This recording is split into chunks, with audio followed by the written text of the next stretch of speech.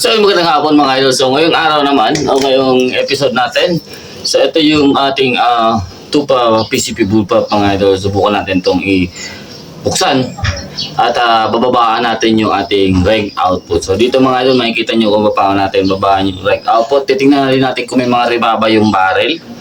Just in case kailangan natin linisan kasi yun nakikita natin sa Facebook ni Sir Sniper RJ Sniper or RJ Infanta mga idol, meron siyang nililinis dito sa kanyang chamber. So titingnan natin yan, then hopefully mabuksan natin itong block. Tingnan natin kung paano natin siya mapapolish, or tingnan natin yung play kung merong magaspang laro dito sa likuran. So para makita rin natin kung alin yung mga pwede natin iayos mga idol para maging consistent yung ating unit mga idol. So tingnan natin kung ano magiging performance ito, then hopefully makitest natin to pag naayos natin, then makikita nyo rin mga idol kung alin yung mga masiselang parts. So ito mga idol na may cracking mechanism dito, hindi na natin ito pakialaman. At nawala kasi yung video ni Sir RJ, so hindi ko alam kung paano ibalik yung barrel. Okay naman sa akin yung barrel at hindi naman natin siya kailangan ayusin dito, wala naman tayo dyan problema. Yung pwede natin ma-encounter kasi mga idol sa performance nito is nandito sa likod at nasa regulator. So bale ito lang yung paghihiwalay nating dalawa. So tingnan natin dito mga idol kung paano natin ito baklasin, at sa mga meron ng Tupa PCP Bullpup mga idol, then naka-backlash na. So paki-team na lang sa akin mga idol kung anong ginawa nyo, anong mas madali. So titingnan natin kung paano dito mag-bleed. So paano ito i-bleed mga idol, alisin yung hangin. So may laman pa ito mga idol na nasa 100 or mga 120 bar mga idol. So meron pa siyang karga, mataas pa yan mga idol, so kailangan natin yan alisin. Then sa mga nagtatanong kung paano natin naalis itong ating shroud, inaalis ko lang ito. Ayan. So itong cup. Tapos merong ito mga idol kasi wala pa yung spring nito, pero ito kasi mga idol, hindi mo siya maiikot basta-basta hanggang ito mahigpit.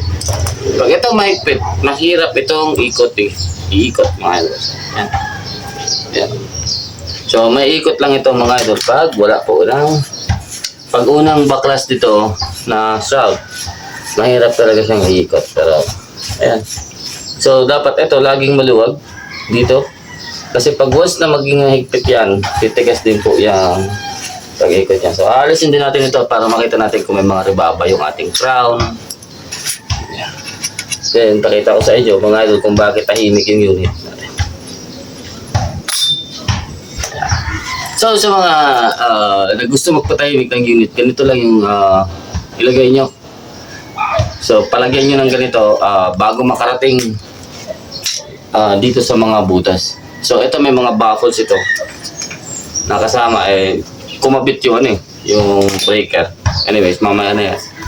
So lalagyan nyo lang nito para hindi bumalik dito yung hangin sa banda dito sa likuran sa may mga butas niya. So ano lang, or kaya lagyan nyo ng mga sponge o kung ano yan mga idol. Subukan natin to, then balik natin, tingnan natin kung paano natin to mabibira mga idol. So yung target natin dito, maalis natin itong block. Then itong regulator, mabawasan natin ang output. So mataas tayo, 125. So subukan kong baguhin, tingnan ko kung anong lalabas. Then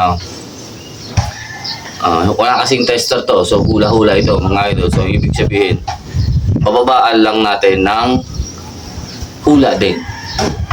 So ayan, schedule lang mga idol. Kukuha ko ng diskarte dito at bubuksan natin yan.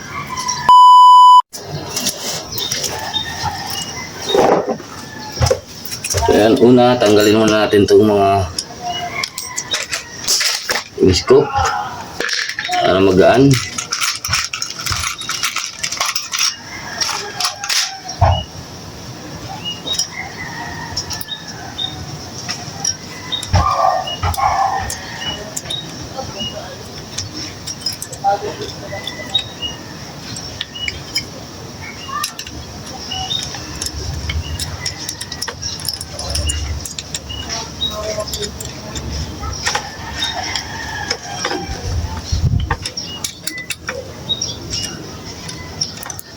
Yan.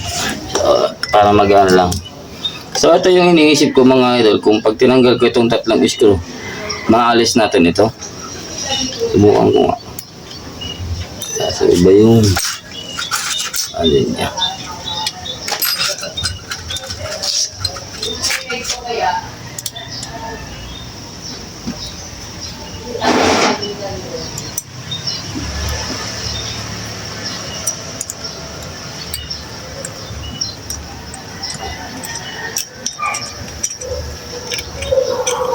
Okay.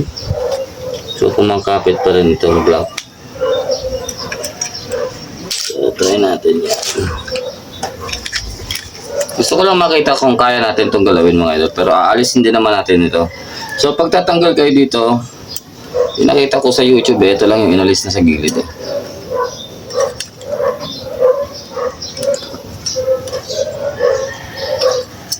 So, tatabi-tabihin natin yan dyan.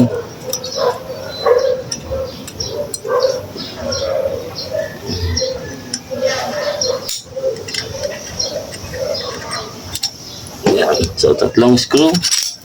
Ayan. So, isa lang yung kumapit sa kanya dito. So, palagay ko ito din. Para makita natin kung magagalaw natin itong upper rail.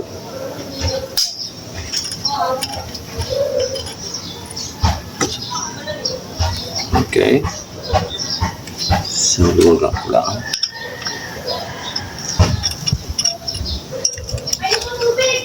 Yun.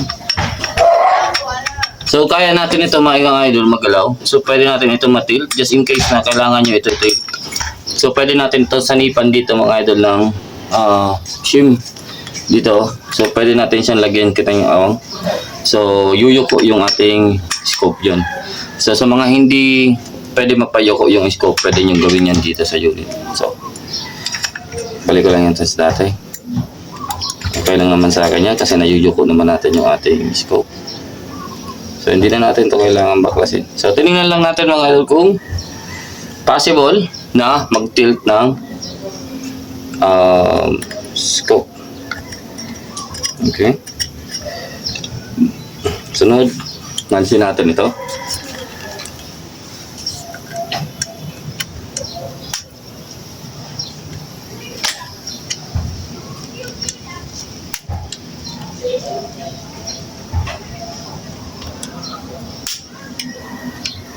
So, mag-alas 5 na mga idol, baka abutan tayo ng gabi. So, tabi lang natin din dito. Tatlo. Dito. Ayan. So, okay. Ngayon, ito naman, kahoy. Ayan. So, meron tayo dito kailangan ang screw or baklasin.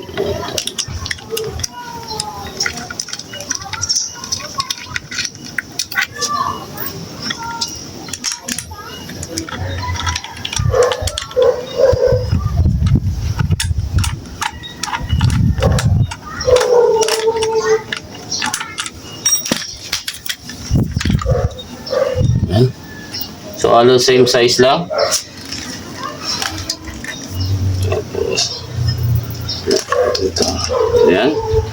Ngayon, kailangan natin i-empty yung tank. So, paano natin ito i-empty mga idol just in case na meron pang laman. And, every time mga idol na magbabaklas kayo, kailangan nyo alisin yung hangin dito. So, paano natin yan i-empty? Ito lang mga. So, again, screw. Ito.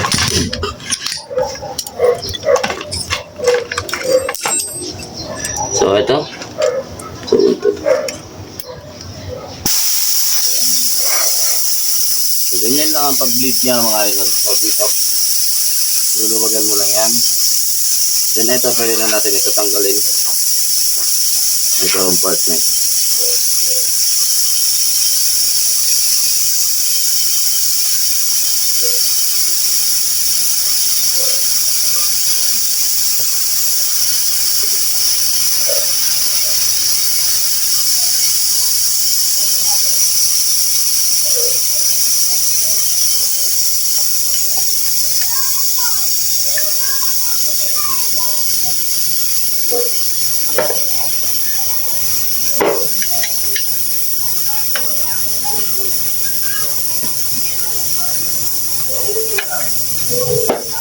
Okay.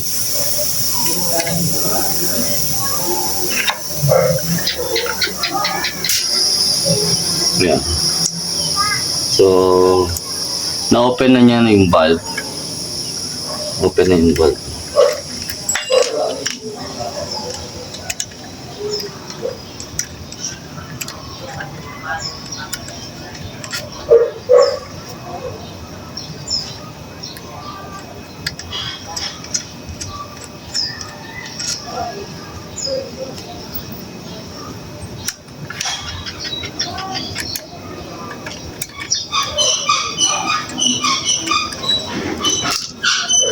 Ito, may maliit siya sa likod. Ito, dito. Ito, dito.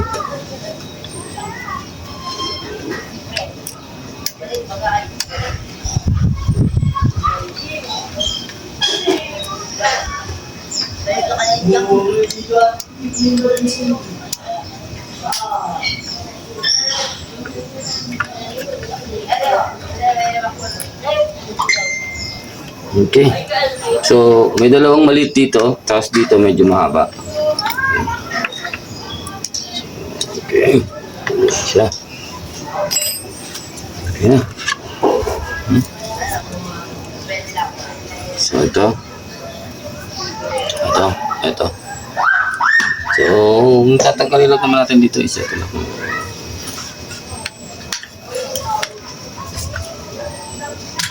Tabi muna natin yan.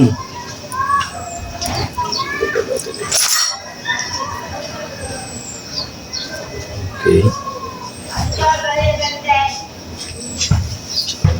Check.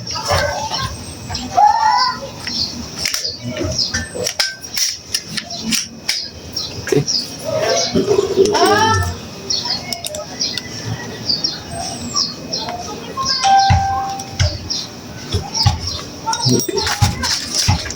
Guys, sana yun.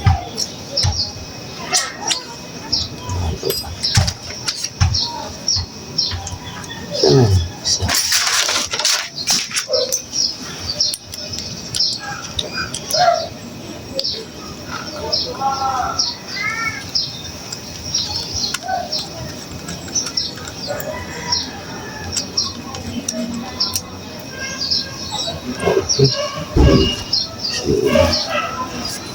Dapat na iikot. Okay.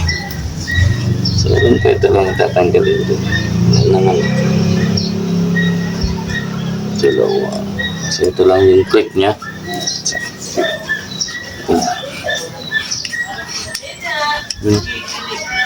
Iikot lang nga.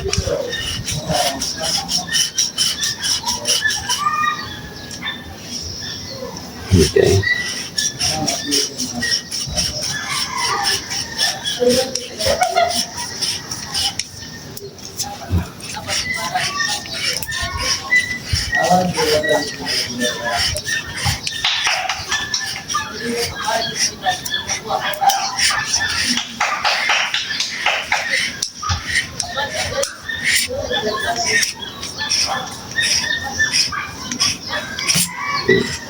Yan na yung kanyang regulator. So, yan naman. Ito na yung regulator niya. Ito yung pag-adjust niya. So, pwede pa natin itong tanggalin. Gagawin ko lang ito. Leverage.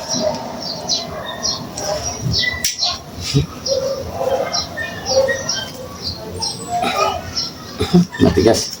So, alisin muna natin ito.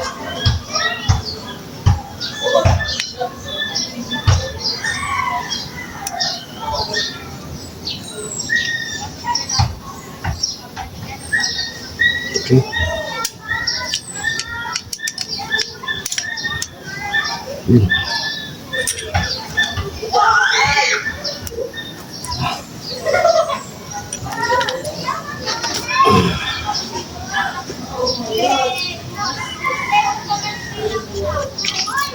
Yan. So ito yung kanyang valve. So ito rin yung kanyang valve spring. So matigas yan mga idol. Matigas yung kanyang valve spring. Yung return spring niya matigas. So palagay ko ito stopper dito o grab screw. So anyways, ito lang. Ito yung kanyang regulator. So, di ko alam kung paano ito matanggal, pero alam ko parang nakano lang to, nakasalpak lang. So, maganda sana kung makita natin kung paano natin linisan. Well, pag hihigpitan natin o patataasin natin ito mga idol, yung output nito, kailangan natin luluwagan ito, luluwagan mo, then palabas yung ikot. So, pataas yung output niya sa mga hindi po alam. So, pag gusto mo naman babaan yung output, luluwagan mo ito tapos papaikutin mo siya papasok. So, sa atin, papasukin natin yan. Then, gusto ko sana ito mga idol matanggal para makita natin kung kaya natin sana lagyan ito ng parang plenum dito. Pero palagi ko may o-ring siya dito kaya alanganin kung susingaw kasi siya, dito siya lalabas. So yun siguro yan. Hindi natin alam pag halimbawa nasira yung o-ring ng piston. So lilinisan natin yan. So kung paano siya gagana. So maliit lang yung pasukan ng hangin niya mga idol kung makikita natin. So galing dito sa tank papunta dito maliit lang. So ibig sabihin magkakaroon talaga tayo dito ng slow recovery. So it's either pwede yan, kung pwede yan lakihan ng konti.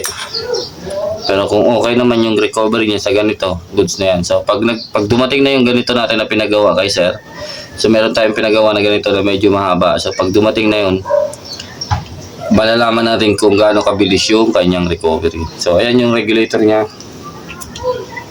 Kailangan lang natin dito ng luwagan ito.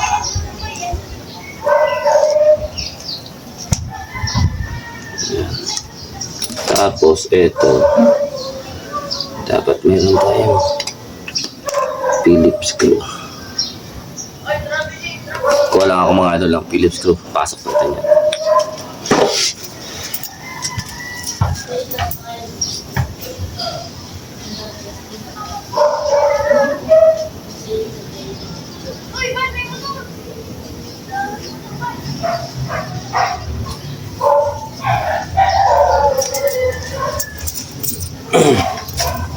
So yan, naluwagan na natin ito. So again, pag gusto mong taasan yung output, pag ganito yung ikot, palabas. So kung gusto mo naman babaan yung output, papasok. So sa atin, papasok yan. So nasa 125 bar ako. Rough estimation lang tayo ng siguro bigyan lang natin kahit umabot sana ng mga 100 bar. Okay naman ako sa 840 fps. Pwede na siguro yan. So kung ito, pwede na ito sa akin. So pwede ko na ito lagyan ng. So ang ginagamit natin sa grease. So silicone grease, ito yung mga gamit natin.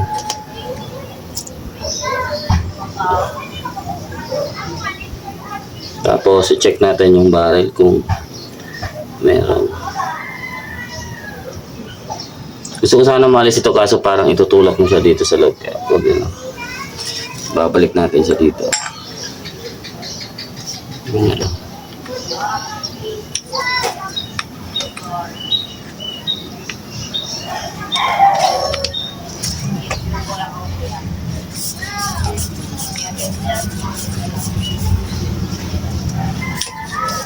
Sa mga hindi po alam, sa mga magbabaklas nito, iwasan yung matanggal ito lalo. Ay grabe kasi meron ito dito. Tanggalin natin ha. Saan yung screw dito? Ito ba yun? So dito mga idol, meron siya dito bearing. Pag natanggal nyo ito, ayan, meron siya sa loob. Ayan, meron siya sa loob mga idol, baka malaglag yan, hindi nyo may balik. So, ayan, hindi ko maano. Anyways, nandyan yan mga idol. Baka matanggal nyo yan, singaw na yan mga idol. Sisingaw na ito. So, again, higpitan ulit natin ito. Gawin ko ng leverage dito para ma-thread natin ito na ayos. Okay. So, goods na yung ating tank and ito. Lagay na natin yan sa tabi. Dito naman tayo sa barrel. So, titingnan natin dito kung meron tayong sabit. Makikita nyo, ito lang yung kanyang transfer port. Yan o. Ang liit. Ang liit ng kanyang transfer port. So, parang bilog ng maliit. So, tingnan lang natin kung may ribaba sa loob. Tapos, ito yung kanyang crown. Tingnan din natin yan. Lang. So, ito yung mga technique, mga tinuro sa atin ng mga pro. So, kung ayaw tumama ng mga unit nyo, kahit anong barrel, mga idol, dito sa crown, pwede nyo tingnan gamit ito. So, ito mga idol, i-haplos mo lang yan dyan sa loob. Yan.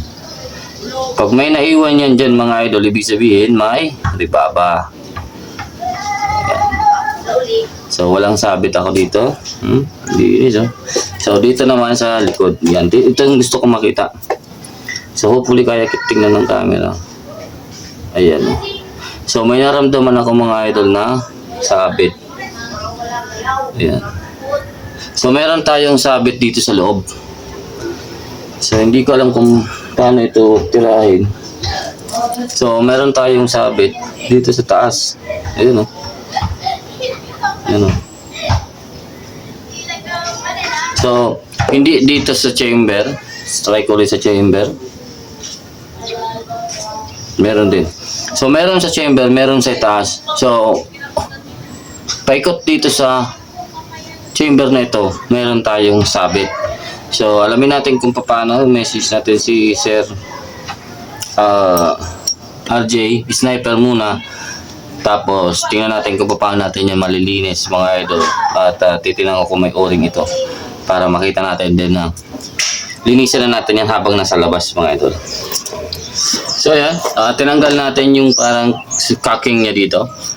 Yung sumasabay. So, lilinisan natin yan. Meron siyang ribaba talaga dito sa may transfer port. So, inalis na rin natin yung o-ring. So, ginamitan natin siya ng cryum, mga idol. So, may o-ring siya dito. So, inalis lang natin. Ayan. Tapos, ito yung kanyang ganyan. So, inalis din natin yan. So, subukan ko lang mga idol linisan. Then, ikwento ko na lang siguro sa inyo pag natapos ko. Tapos kung ano. Kasi hindi natin natatawagan si Sir RJ Sniper. So, hiling sana ako ng ano. Pero tsatsagain ko na lang na paikutan siya ng 1,000 grit na liha. So, subukan lang natin. Paikutan ko na lang dito. Kasi manipis lang naman. Parang gabuhok lang yung ano niya. Yung ribaba niya. So, subukan natin tanggalin yan. Try natin. So, maghanap lang ako ng magandang pwedeng bilog na kasya dyan. Kahoy o ano na kasya na pwede natin siya mapuluputan ng liha. So, para madali natin mai-ikot-ikot. Actually, ito pwede ito. Okay, pwede ito. Kaso bakal, mas maganda kahoy para hindi masobrahan man tayo, hindi tatamaan yung kanyang rifle. Ayan, stay tuned lang. Balitaan ko kayo mga idol pag natanggal natin yung ribaba. Then kung paano natin ito ibalik lahat ng pyesa dito mga idol.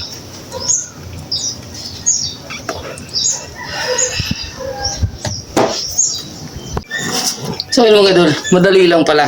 So madali lang mga idol yung ginawa natin. So ito, kumuha ko ng kahoy, pinulupot ko lang yung liha na 1,000. Then sukso ko dito yan ang sukat. So yung sukat niya na lalim ko lang. So inikot ko lang mga idol ganito.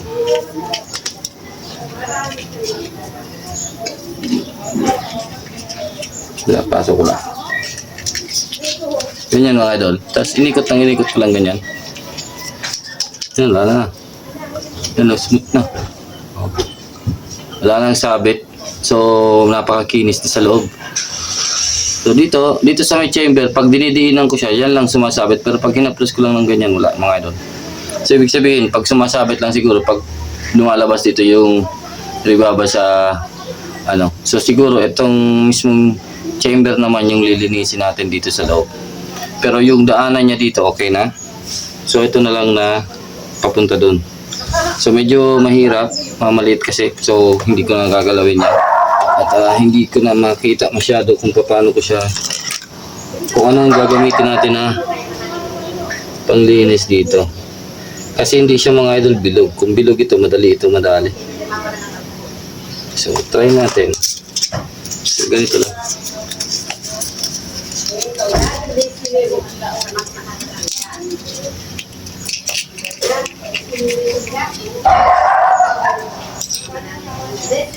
Masyadong makapal. So dapat talaga manipis lang.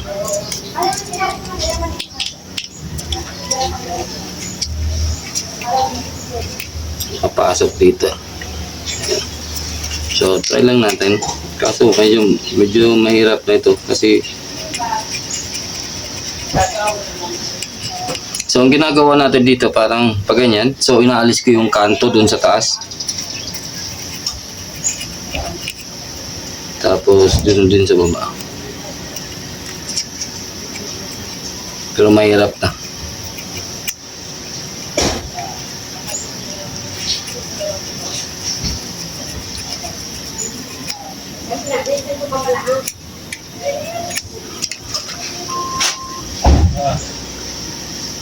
Yan o. Wala na. Meron pang kaunti pero parang dito lang sa dito.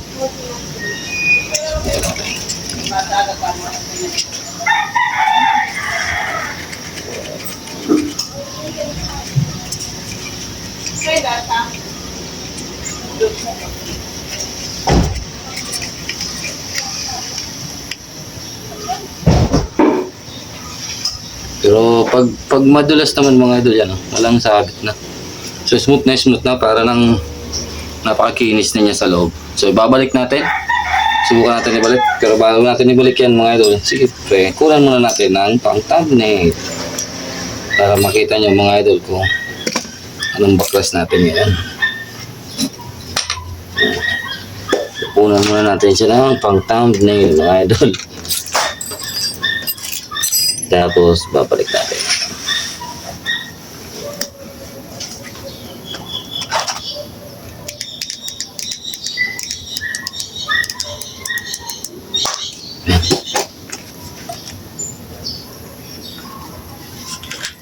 Yan. Kunan mo natin ng picture mga idol.